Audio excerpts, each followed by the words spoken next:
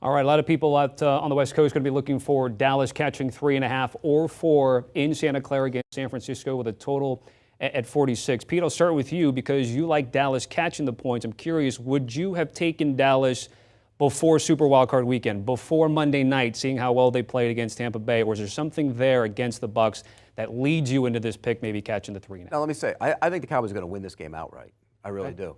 And I don't love the Cowboys in terms of what they did because of what they did on Monday night, because the Bucks aren't very good, let's be real. But their offensive line is now getting into form, and that's important against the 49ers. If you can block them, I think you can beat them, and I think they can block them. Dak Prescott had his moment. That was his moment. Everybody was questioning him. He went out and he played well. The flip side is Brock Purdy has been phenomenal. He's been outstanding.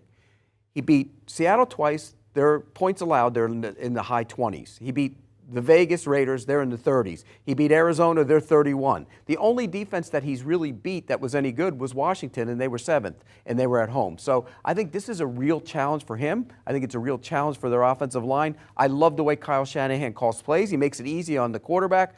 But I think this Dallas team, because of what happened the other night, not because of the way they beat them, but because the confidence they gained from beating them. You got to be good on both lines. You got to be able to pressure the quarterback. Both teams can do that, by the way. That's what makes this game so interesting. But I think in the end, I think ultimately it's going to come down to the quarterback, and I'm going to go with Dak Prescott. I think that's the big question mark. Is someone going to finally put a game on Brock Purdy's shoulders and see how he's going to respond in a big moment like this? We kind of go back to the Las Vegas Raiders games and that shootout with Jarrett Stidham, but it was somewhat of a meaningless game. Kind of, I don't know that's the same pressure as obviously you're going to see Brock Purdy handle now. And it's a big if. I mean, the reality is the Dallas Cowboys have not been good against the run all year. They're 22nd in the course of the regular season. They're in the bottom half in regards to yards per attempt. The only thing they have going for them is Dan Quinn, their defensive coordinator, obviously was the head coach in Atlanta, where Kyle Shanahan was the offensive coordinator before he took the head coaching job in San Francisco. So this is another game where you've got a lot of familiarity with scheme, and throughout the course of the game, series to series, you're going to see that cat and mouse game with the way Kyle Shanahan moves around Deebo Samuel and Christian McCaffrey and all the different pieces to get the looks he wants, to block him up and run the football. I think Dallas is going to struggle in stopping the run. I think that's the difference, is they're not going to be able to put it on Brock Purdy's shoulder. And even as good as Dak looked last week, that may have been his best game of the season. It's hard to know what you can expect from the Dallas Cowboys considering how bad they looked in Week 18 when he was back out there. So I think you're right, though. The offensive line, putting Peters at left tackle, Tyler Smith at left guard, it gives them their best 5 out there. We'll see how that group holds up. Big, too.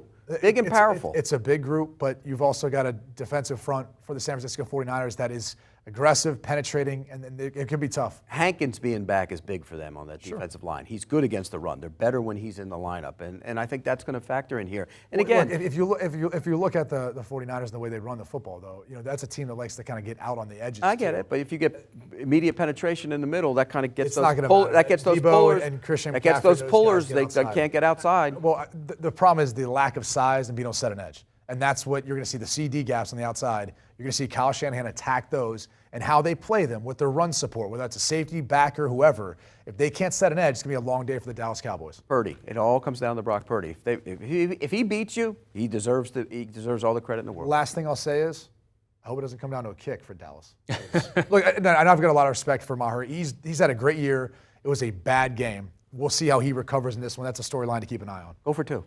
7 touchdowns in that Tampa Bay-Dallas game, and the under still cashed at 45 there. All right, let's recap the picks from our guys. For Sunday's action, both guys on the Bengals catching the points, both over the 48 number there. Opposite ends in Santa Clara between the 49ers and the Cowboys, and that 3.5, and Brady likes the over at 46 or 46 and a hook.